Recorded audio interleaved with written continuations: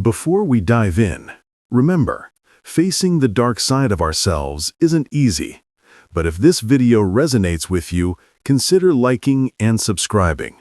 That way, we continue together on this journey of mirrors and truths no one wants to hear, but everyone needs.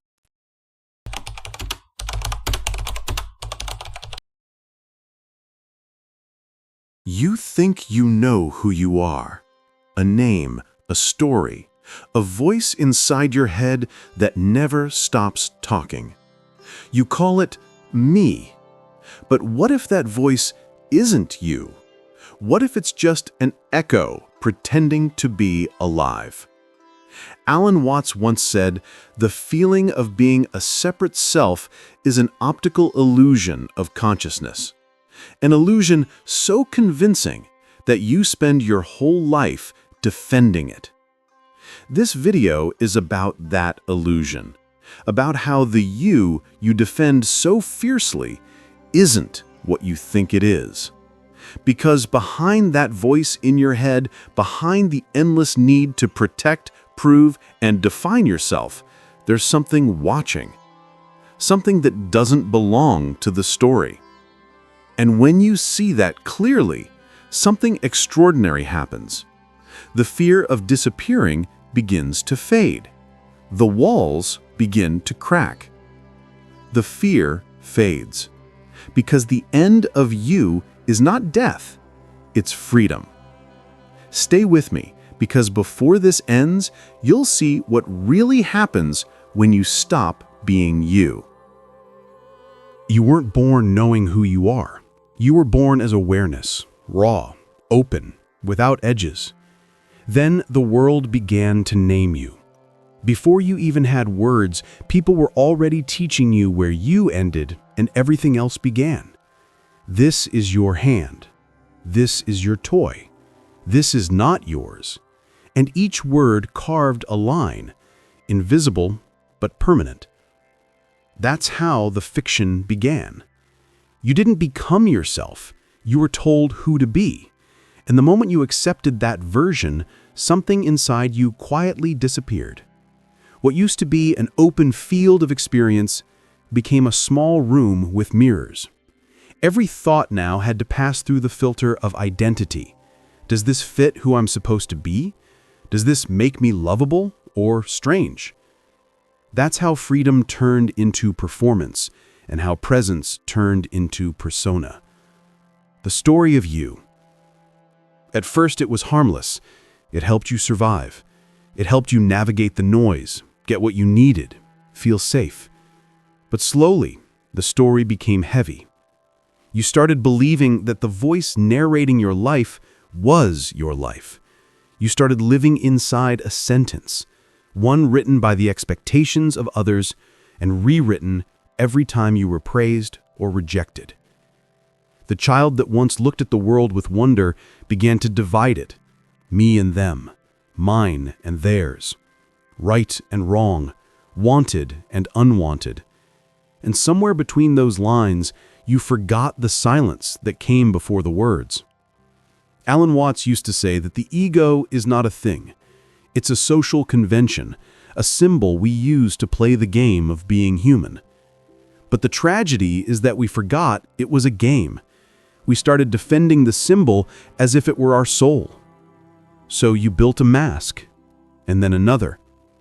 One for love, one for safety, one for approval. Each one made of what you thought others wanted to see.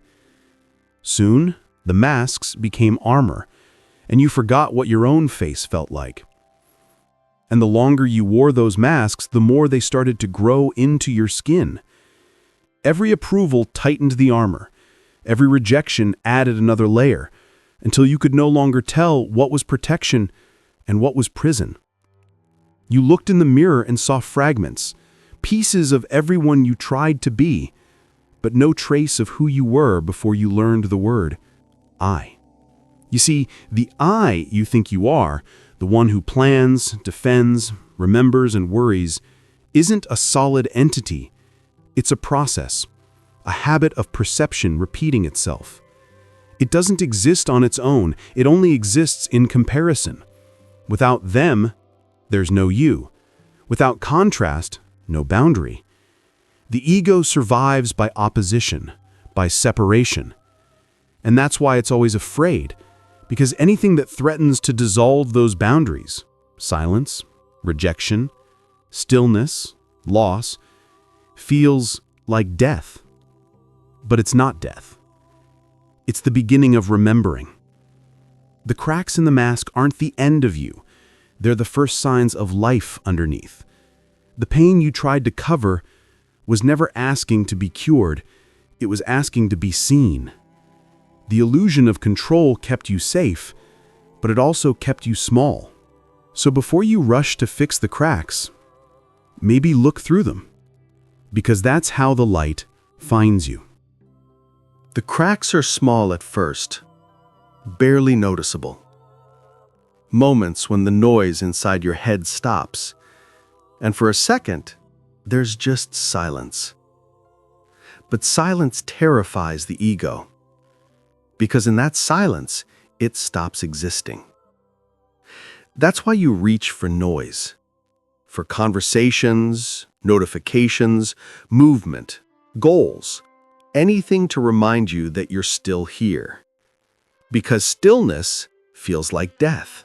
Alan Watts said that our greatest fear is not of dying, but of disappearing, of melting back into something we can't control. The ego survives through boundaries.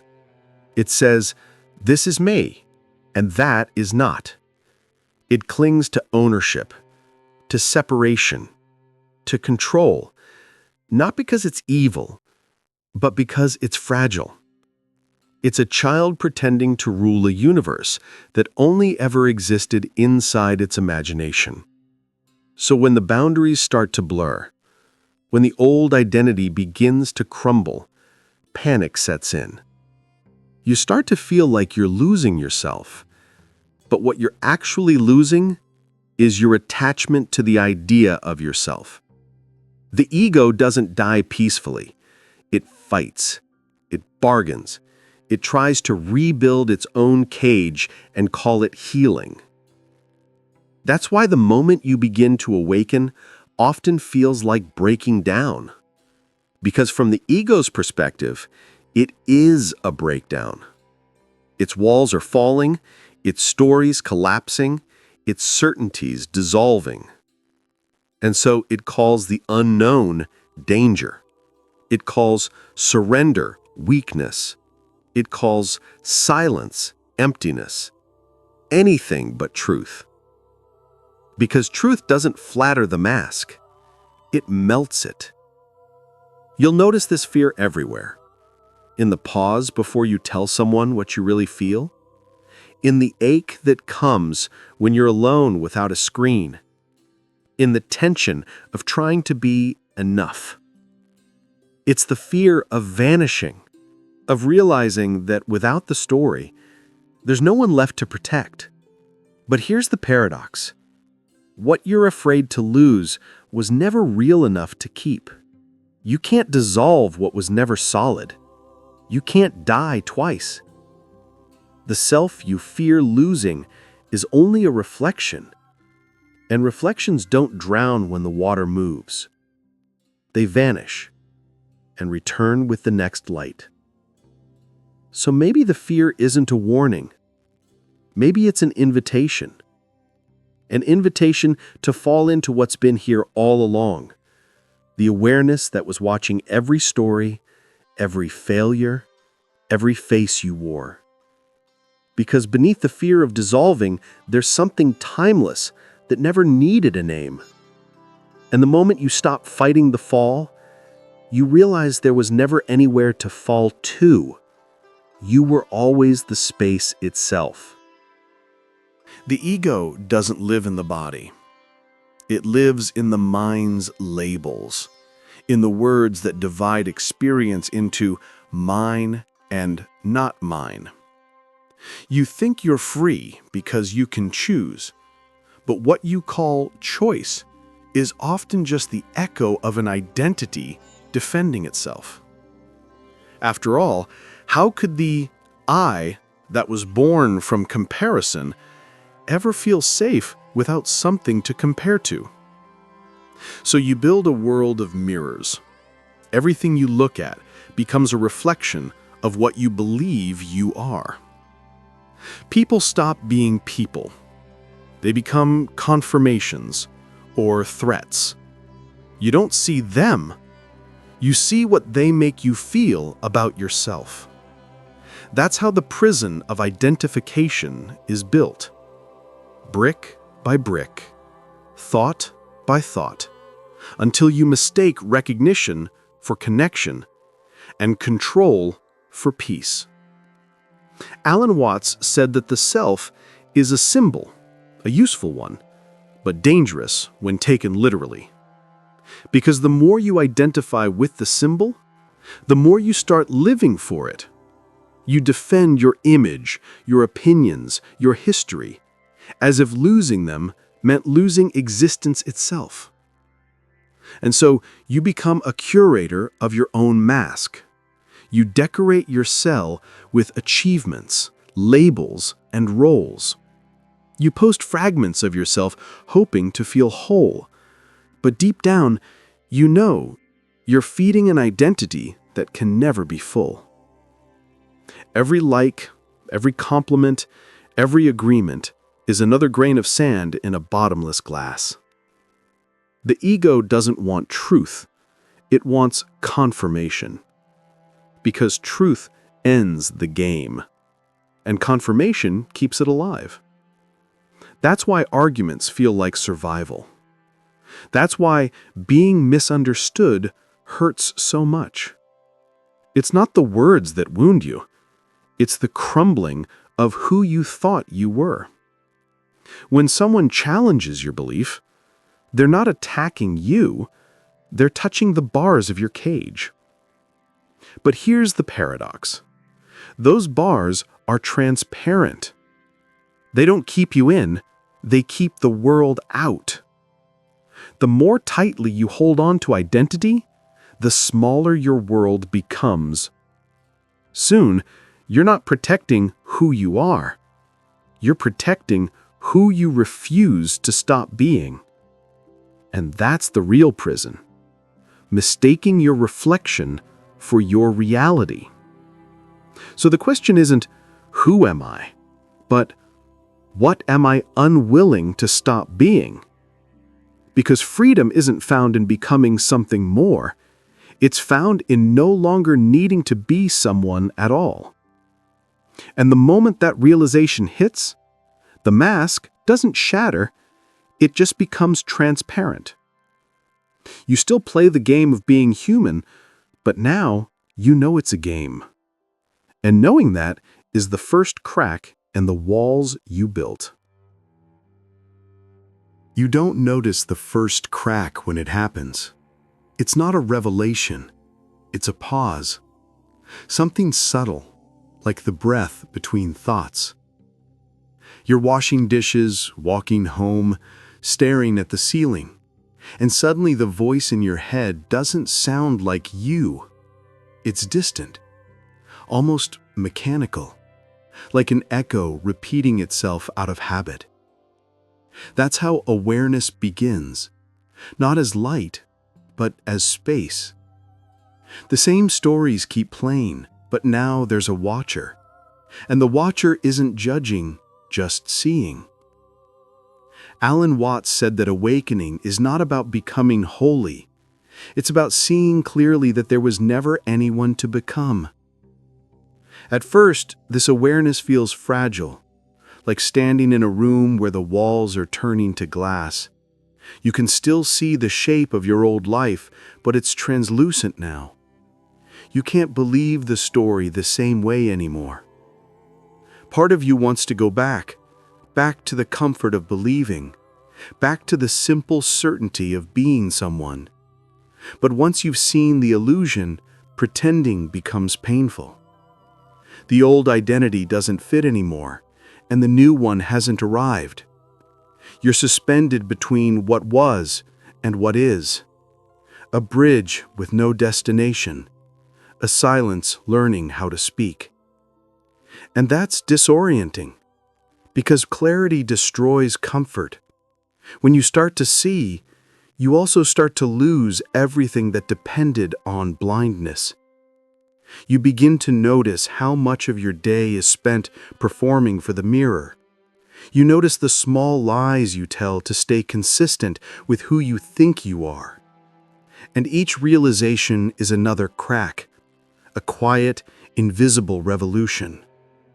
The ego calls this chaos. Awareness calls it freedom. You may feel lost, but that's only because the map you were using was drawn by fear. Letting go of that map doesn't mean you'll disappear. It means you'll start walking without pretending to know the destination. The cracks widen, and through them light enters, not blinding, not dramatic, but enough to show you that the walls were never solid. You start to sense life moving through you instead of around you. Moments of stillness stop feeling like threats. They start feeling like home. You laugh sometimes, quietly, without reason, because you realize how absurdly serious the old you used to be. How hard it tried to control what was never separate from it. That's the paradox of awareness. It doesn't fix your life. It dissolves the one who thought it was broken. And in that dissolution, something else begins to breathe. Not a new identity, but the simple, wordless experience of being. Awareness begins to move without effort. You're no longer chasing meaning.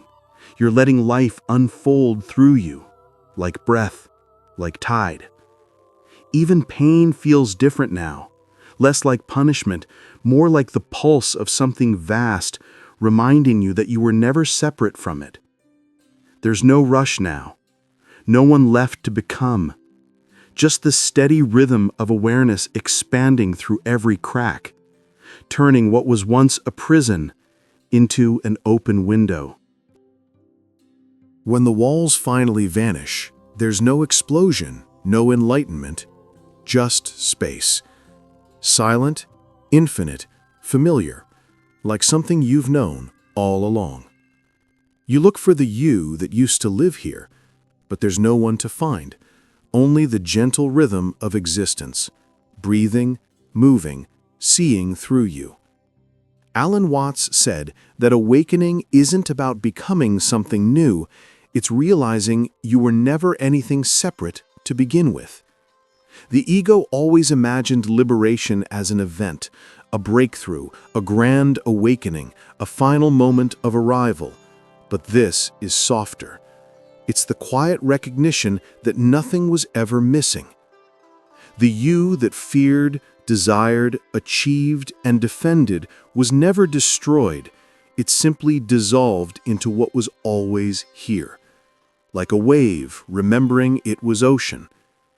And once that remembering happens, you can still play the game of being someone, but now you know it's a role, not a prison. Pain still visits. Thoughts still appear. The world doesn't become perfect. But the difference is, there's no one left to be trapped inside them. Awareness doesn't reject the human story, it embraces it. You still laugh, cry, lose, and love, but the weight is gone. Every experience becomes transparent, every emotion sacred. Because now you see that every joy and every wound was the same thing wearing different masks, life trying to meet itself.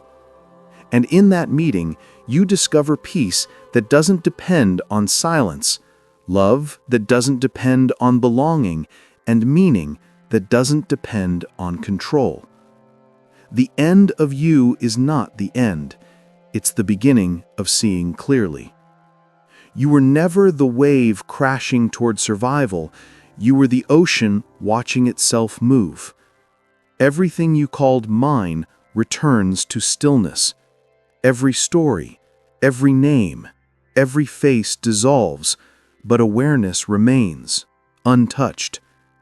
You don't vanish, you expand. You stop trying to hold the world because you realize the world was never outside your hands. And when that truth sinks in, the chase ends. The search ends. Even awakening ends. Only life remains, quiet, vast, and whole. The prison was never outside. The prisoner was never real. And what you called you was always just the light behind the cracks. There's a strange peace that follows the collapse. Not victory, not loss, just stillness. Like the echo after a long storm finally stops listening to itself. You look around and everything is the same. The room, the world, the people. But something subtle has shifted. The weight of being someone is gone. What remains isn't a new identity, but the quiet that was always beneath the noise. Alan Watts said that when you understand this, you stop chasing life and start letting it happen through you. You don't need to hold the world anymore because you are what's holding it together. The search ends here, not with answers, but with presence. The same awareness that once looked out through fear now looks through freedom. And as you stand in that silence, the one you used to call emptiness, you finally see it for what it is. Fullness without edges. The prison was never outside.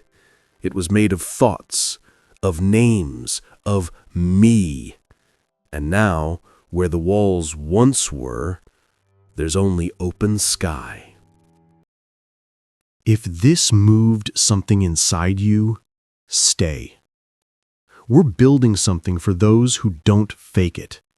Subscribe, not just for the content, but for the confrontation. And if this left a wound, maybe it was meant to. Sometimes the best way to go deeper is to share the pain. Share it. You don't need to disappear to be free. You just need to stop performing. The self you built was never wrong.